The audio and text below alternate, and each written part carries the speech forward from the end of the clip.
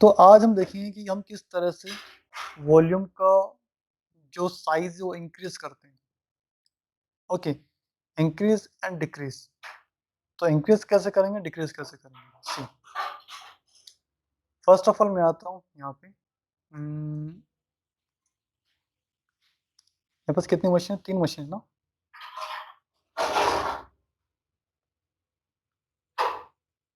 Instances 3 है मेरे पास में, ठीक है। तो मैं 001 पे हूँ। पहले तो मैं इसको जो अनदर वॉल्यूम से उनको रिमूव कर देते हैं।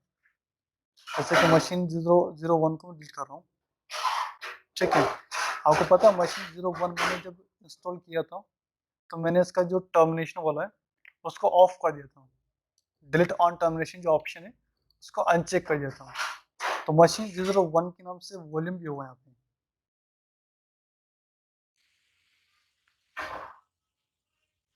ये रहा। तो अभी मैं ओनली मशीन को डिलीट कर रहा हूँ। कहाँ गया इंस्टांस, ये रहा। मशीन को मैं करता हूँ टर्मिनेट। तो इसका जो वॉल्यूम है ना वो डिलीट नहीं होगा, वो वहीं पर रहेगा। ठीक है, इसका वॉल्यूम वहीं पर है। देखते हैं। तो फिलहाल मैं यहाँ पर अपना जो मशीन है, देखते हैं कौन कौन से टर्मिनल्स ओपन है यहाँ पे।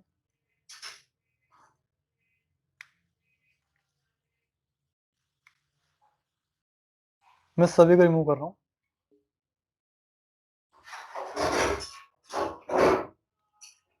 टर्मिनल ओपन किया, ठीक है। अब मैं वापस से जो 00 वाला मशीन है इसको हम करते connect.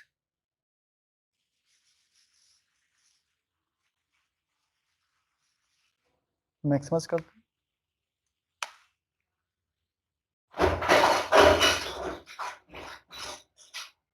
Sudo space hyphen I LSBL की।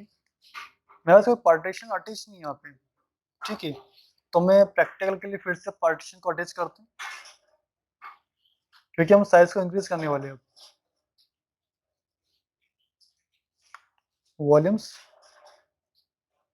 मेरे पास वॉल्यूम कौन सा है, मेरे पास ये वाला वॉल्यूम है, ठीक है।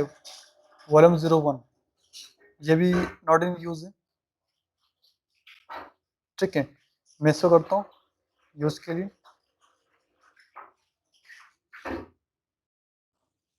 अटैच। किसके साथ, इस मशीन के साथ, 00 के साथ में अटैच किया। और ये होपफुली अटैच हो गया होगा। सी, आ गया। मैं इसको माउंट कर रहा हूँ एमएनटी के अंदर, ठीक है। मैं कोई एक्स्ट्रा फोल्डर बनाने नहीं वाला हूँ, मैं एमएनटी के अंदर इसको माउंट कर लेता हूँ, क्योंकि वो मेरे पास फ्री रखा हुआ है। सीडी करके एमएनटी में जाते हैं, तो अलर्ट करके देखोगे तो फाइल यहाँ पर रखी हुई जो डेटा इसमें था। ओके, अब मैं यहाँ पर दिखाता हूँ आपको LSBL की। इसका साइज कितना है, 2 GB। DF space hyphen H। मुझे यहाँ पर दिखाया है डिस्क फ्री, कितना डिस्क फ्री है, कहाँ पर माउंट है, कितना % यूज है। ओके, दिखा रहा है कि आपको जो XVDF है ये 2G का पार्टीशन है, जहाँ पर इतना यूज हो रहा है और इतना अवेलेबल है, यानी कि परसेंटेज में ये 1 GB यूज हो रहा है। और माउंट डायरेक्टरी कौन सी, माउंटिंग यहाँ पर, ठीक है। तो अगर सिस्टम में अगर पेन ड्राइव यूज करते हो अपने लैपटॉप के अंदर, आपको चेक करना है कि पेन ड्राइव कहाँ पर माउंट है, तो आप यहाँ से चेक कर सकते हो। ओके, तो अब मैं क्या करने वाला हूँ कि इसका जो साइज है वो इंक्रीज करने वाला हूँ। तो चेक करते हैं। मैं आता हूँ फिर से कहाँ पर, अपने कंसोल पे। वॉल्यूम 1 को मैं सेलेक्ट किया हुआ है, ओके। इसको करना है मुझे मॉडिफाई। ये 2 GB, मुझे करना है इसको 4 GB। मैं 2 से 4 करने वाला हूँ, ओके। एंड मॉडिफाई पे क्लिक करते हैं। ओके, तो ये बोल रहा है कि are you sure that you want to modify volume to this and it may takes some time for performance changes to take full effect. Okay, तो आपको थोड़ा सा वेट करना पड़ेगा। ओके, मैं ओके करता हूँ उसको, यस करते हैं। मॉडिफाइड हो गया, लेट्स सी। ये 2 GB है, रिफ्रेश करने के बाद में ये हो जाना चाहिए 4 GB। या हो गया है, ठीक है। मैं इसको फिर से रिफ्रेश करता हूँ, ये 4 GB है। ओके, मैंने 4 GB कर दिया, लेकिन अगर आप देखते हो यहाँ पर टर्मिनल के अंदर, मैं पहले कमांड यूज करता हूँ LSBLK।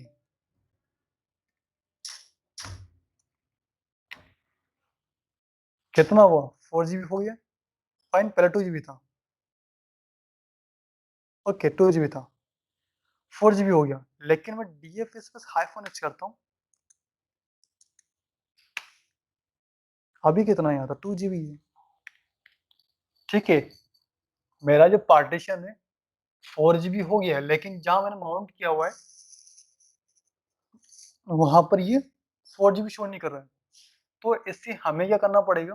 क्योंकि आपको पता है, जब हम स्टार्टिंग में पार्टीशंस को हमने ऐड किया था, सबसे पहले की बात कर रहा हूँ मैं, 2 GB, तो वहां पे हमने फॉर्मेट किया था, ओके।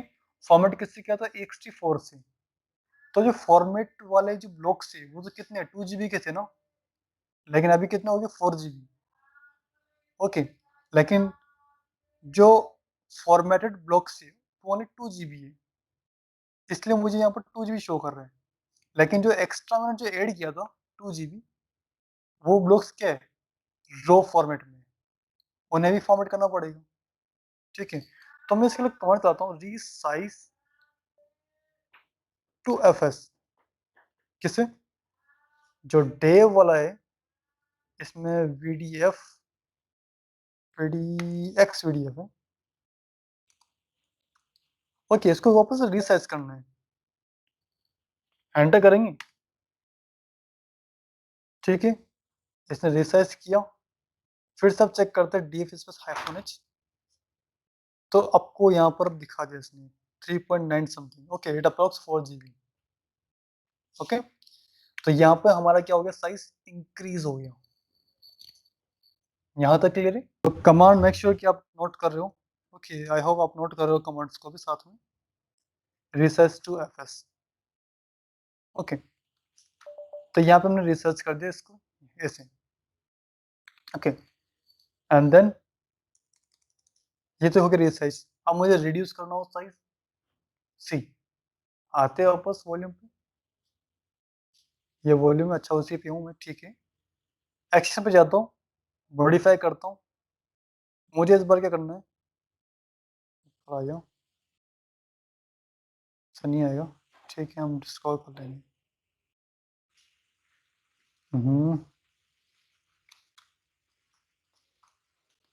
Modify, okay. मैं यहाँ पर चाहता हूँ कि इसका साइज 3 GB करूँ, लेकिन क्या बोल रहा है? The size of a volume only be increased, not decreased, okay. आप इसका साइज इंक्रीज कर सकते हैं, लेकिन डिक्रीज की फैसिलिटीज यहाँ पर नहीं है, ओके। तो अब इस केस में क्या करोगे? कि आपकी कंपनी पहले पहले नीड थी कि आपका एक प्रोजेक्ट चल रहा था, प्रोजेक्ट जहाँ पे आपको चाहिए था 1 TB, वन, हाँ 1 TB मान सकते हो, 1 TB का हमें स्टोरेज चाहिए था, ठीक है। उसका डेटाबेस काफी बड़ा था, तो आपने 1 TB का आपने क्या किया? ले लिया, ठीक है। वैसे 1 TB नहीं लेते हम, वैसे 50 GB इनफ होता है, ओके। तो मैं 50 GB के अकॉर्डिंग चलता है, ठीक है, जो एक्चुअल एक्चुअल सिनेरियो है।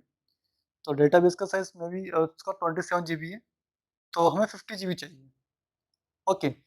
50 GB लिया, लेकिन अब वो जिस प्रोजेक्ट है वो हो गया ओवर, फिनिश हो गया। जो नेक्स्ट प्रोजेक्ट है, और उसका जो डेटाबेस है वो ओनली 2 GB का है, तो हमें कितना चाहिए? मैक्सिमम 10 GB ले लेंगे हम, ओके। तो 40 GB तो हमें डिक्रीज करना पड़ेगा ना, तो डिक्रीज करने के लिए फैसिलिटीज नहीं देता ये आपको, ओके। डिक्रीज के लिए फैसिलिटीज अवेलेबल नहीं है, तो अब मुझे क्या करना पड़ेगा डिक्रीज करने के लिए? यहाँ पर थोड़ा ट्रिक यूज करना पड़ेगा, क्योंकि एक्चुअल में तो ये इसका वे नहीं है प्रॉपर। तो हम यहाँ पे क्या करेंगे, एक और वॉल्यूम क्रिएट करेंगे, GP2 है सेम, मैं इसको 2 GB करता हूँ, मैं 3 GB कर लेता हूँ, ठीक है, 3 GB। मैंने यहाँ पर जोन जो था वो क्या था? सी था, ओके, सी था ना जोन।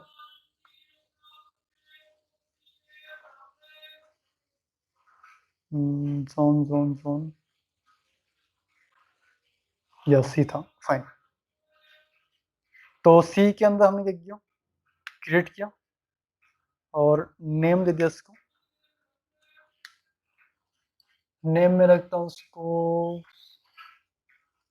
वॉल्यूम, वो डी रखता हूँ, डिक्रीज। ओके, क्रिएट कर दिया।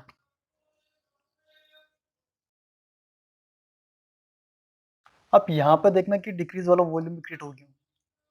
अब इस वॉल्यूम को भी मैं क्या करता हूँ, सेम मशीन से अटैच करता हूँ। मॉडिफाई नहीं करना, अटैच करना है हमें। ओके, इंस्टेंस का नेम ये है और अटैच कर देते हैं इसको इसके साथ।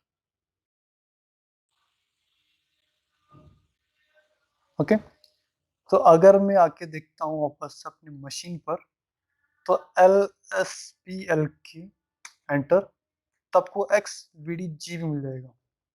ओके, जिसका साइज क्या है, 3 GB है। ओके, तो अब इससे भी हम क्या करेंगे, फॉर्मेट करेंगे।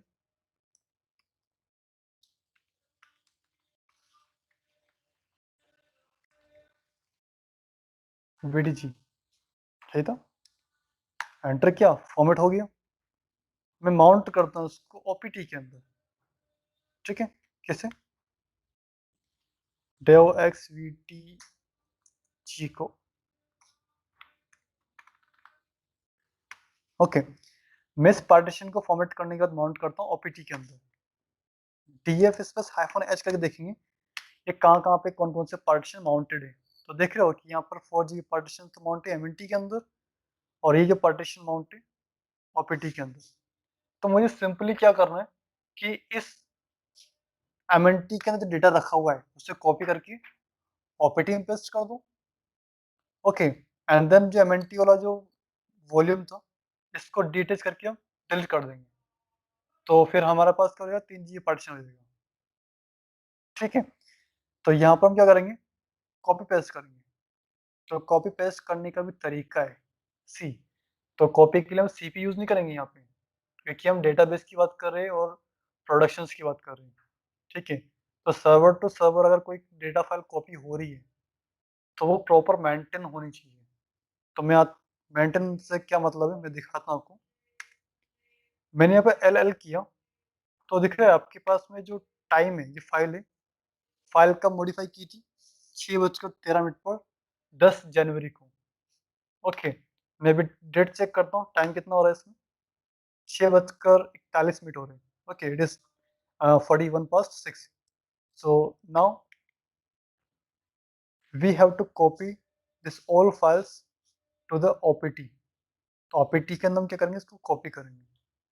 तो हम कॉपी कैसे करते हैं, सिंपली CP, ओके, स्टार, यानी कि जो कुछ भी यहाँ रखा हुआ है, लेकिन RF के साथ में, R for recursive, F for forcefully. Okay, and star, यानी कि जो भी कुछ यहाँ रखा हुआ है, जिस डायरेक्टरी में मैं हूँ यहाँ पे, यहाँ पर, या फिर मैं इसको थोड़ा सा और दिखाता हूँ डिफरेंट तरीके से। MNT के अंदर जो भी रखा हुआ है, ठीक है, वो कहाँ कॉपी होना चाहिए, OPT के अंदर। आप इस तरह से यूज करते हो CP कमांड, लेकिन यहाँ पर CP कमांड के थ्रू नहीं करने वाले। यहाँ पर मेरे पास, अगर मैं RF यूज नहीं करता हूँ और मैं कॉपी पेस्ट कर रहा हूँ, तो अगर मेरे पास में एक फाइल है, ठीक है, तो वो फाइल पूछेगा ये कॉपी करनी नहीं करनी है, वाई पूछेगा या नहीं करना है, तो आपको वाई प्रेस करना पड़ेगा, यस करना है तो, वरना है। लेकिन अगर अगर आपके पास में 1000 फाइल्स रखी हुई है, वो सभी को आपको कॉपी करनी है, तो आपसे बार बार 1000 टाइम पूछेगा, yes no yes no yes no yes no. अब हमें पता है कि हमें सारी फाइल कॉपी करनी है, तो हम एफ कर देंगे फोर्सफुली, कि मुझे यस नो ना पूछिए बार बार।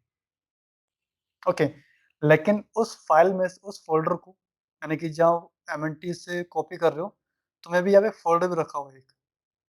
ओके, 1 2 3 मल्टीपल फोल्डर्स रखे हुए हैं। और फोल्डर्स के अंदर पॉसिबल हो सकता है कि वहाँ भी कोई फोल्डर रखा हो, फोल्डर के अंदर फोल्डर, फोल्डर के अंदर फोल्डर, फिर यहाँ पे फाइल्स देन फोल्डर्स। ठीक है, तो ये क्या हो रहा है, एक हायरार्किकल स्ट्रक्चर में हो रहा है। तो मैं आर यूज करूंगा रिकर्सिवली, यानी कि वन बाय वन जितने भी फोल्डर्स मिले उन सभी फोल्डर्स को भी क्या कर दूं, कॉपी कर दूं। करेक्ट। तो मैं कॉपी कर दूं एमएनटी के अंदर, लेकिन हम इस तरह से नहीं करेंगे। ठीक है, मैं दिखा भी देता हूँ। अगर मैंने इस तरह से किया कॉपी, सीडी करके ओपीटी में जाते स्लैश ओपीटी के अंदर एल करोगे तो देख रहे हो टाइम किसने चेंज कर दिया, जबकि एक्चुअल फाइल का टाइम क्या था, 6:13 था या 6:44 हो रहा है। करेक्ट। तो यहाँ पर आपके पास में टाइमिंग चेंज है। तो मैं चाहता हूँ रिमूव करता हूँ आर एफ। वैसे आर एफ है ना, रूटीन में लेके आओ, ठीक है, क्योंकि फाइल्स और फोल्डर्स दोनों के लिए यूज कर सकते हो। तो ओपीटी के अंदर मैं चाहता हूँ कि अभी तो बस रिमूव देता हूँ सभी, मैं रिमूव कर रहा हूँ सभी को। ठीक है, ओपीटी के अंदर स्टार कर देता हूँ, यानी कि जो भी कुछ रखा हुआ है वो सब रिमूव हो जाएगा। एल करके देखोगे यहाँ पे। ओके, मैं ऐसा क्यों लिख रहा हूँ, मैं ऐसे तो लिख सकता हूँ उसको, क्योंकि ओपीटी के अंदर ही तो हूँ मैं यहाँ पे। ठीक है, लेकिन आपके नॉलेज के लिए बता दूं कि हम कभी प्रोडक्शन के अंदर इस तरह से यूज नहीं करते हैं। ठीक है, कभी भी आप अपने बेसिक सिस्टम पर भी यूज कर रहे हो तो अभी ये कमांड यूज मत करना, वरना क्या होगा कि अगर आपने कमांड यूज किया, ठीक है, क्योंकि आप चाहते हो ना आप एरो से जो भी रिसेंटली कमांड हमने यूज की वो सारी आ जाती है। तो कभी आप किसी कमांड को रिपीट कर रहे हो और गलती से ये कमांड वहां पर आ गया, ये वाला, और एंटर कर दिया, तो जिस डायरेक्टरी में हो ना वो सारा वो कंटेंट क्या हो जाएगा, रिमूव हो जाएगा। ठीक है, तो सर्वर पे हमें ये नहीं करना होता है, हमें प्रॉपर पाथ देना पड़ता है। ये तो नाम लिखो फाइल का जिसे रिमूव करना है, या फिर इस तरह से हम रिमूव करते हैं। ओके, तो चलो वापस करते हैं कॉपी हम। एल ऑपरेटिंग कुछ नहीं है, सी डी हाइफन करता हूँ वापस एमएनटी में जाने के लिए, क्योंकि मैं वहीं से तो मैंने स्विच किया डायरेक्टरी को। ओके, वहीं से मैंने डायरेक्टरी को स्विच किया, तो अब यहाँ पर आते हैं सीपी कमांड, हम यहाँ पर यूज नहीं करेंगे, यहाँ पर यूज करते हैं आर सिंक कमांड।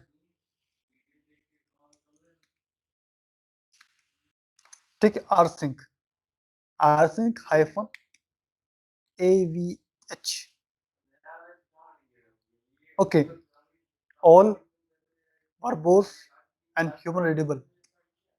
ठीक है, आपको ये कमांड यूज करनी है। ओके, वैसे आप ये कमांड ना इसको इस तरह से यूज करना, AVHZ, जेड क्या, तो जिप के लिए होता है। तो ये कमांड आपको काफी हेल्प करेगी अगर सर्वर से एक सर्वर से अनदर सर्वर पर रिमूव कॉपी पेस्ट कर रहे हो तो ये ठीक है, लेकिन लोकली कर रहे हो तो HZ लगाने की जरूरत नहीं है, ये जिप नहीं करेगा इसको। ठीक है, वरना इंटरनली क्या करता है, ये नेटवर्क के अंदर जिप करके सेंड करता है, लेकिन जब डेस्टिनेशन में जब जाएगा तो ये वहां पर अनजिप कर देगा। तो उससे क्या थोड़ा प्रोसेस फास्ट होता है जब रिमोटली वर्क कर रहे हो तो। लेकिन मैं एक ही सिस्टम के अंदर कोई पेस्ट कर रहा हूँ तो मैं जेड लगाऊं, AVH, इट्स एनफ, एंटर किया। ठीक है, सारी फाइल्स कॉपी हो गई। ठीक है, ये भी कॉपी हो गया। अब मैं जाता हूँ ओपीटी के अंदर, वापस सीडी की ओपीटी एल करता हूँ, तो टाइमिंग क्या है इसका, तो हमेशा AVR सिंक कमांड यूज करेंगे हम यहाँ पर। ओके, तो अभी हमने क्या किया कि हमारे पास में जो ओपीट MNT था, इसमें से फाइल को कॉपी करके हमने यहाँ रख दिया। अब ये कहाँ गया, 3 GB वाली फाइल्स के अंदर, 3 GB वॉल्यूम के अंदर। अब इस वॉल्यूम को डिलीट कर सकते हैं। ठीक है, मैं जाता हूँ डिलीट करना, तो आते हैं यहाँ पर वॉल्यूम्स के अंदर, तो जो 4 GB का था इसको हम करते हैं रिमूव।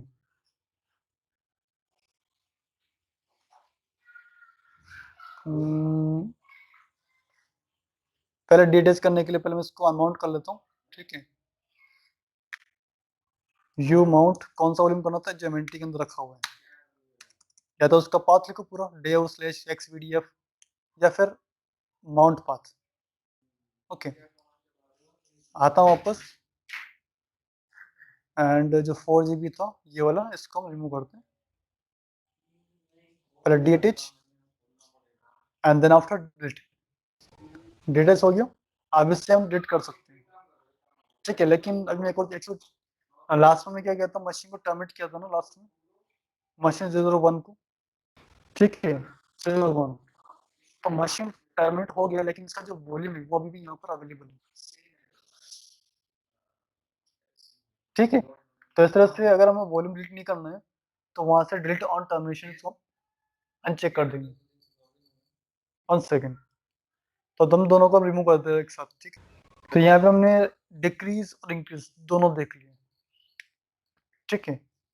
यहाँ तक अभी तक कोई डाउट है कि हमें यहाँ पर डिक्रीज का ऑप्शन नहीं मिलता है, तो हमें उसको मैनुअली क्या करना पड़ता है, पार्टीशन सेलेक्ट करो एक वॉल्यूम, एंड देन उसको फाइल से कॉपी करके आरसिंक के थ्रू जो पुराना वाला जो इंक्रीज वॉल्यूम है उसको हम क्या कर देंगे, डिलीट कर देंगे, ओके। तो इस तरह से हम यूज करेंगे यहाँ पर वॉल्यूम्स का।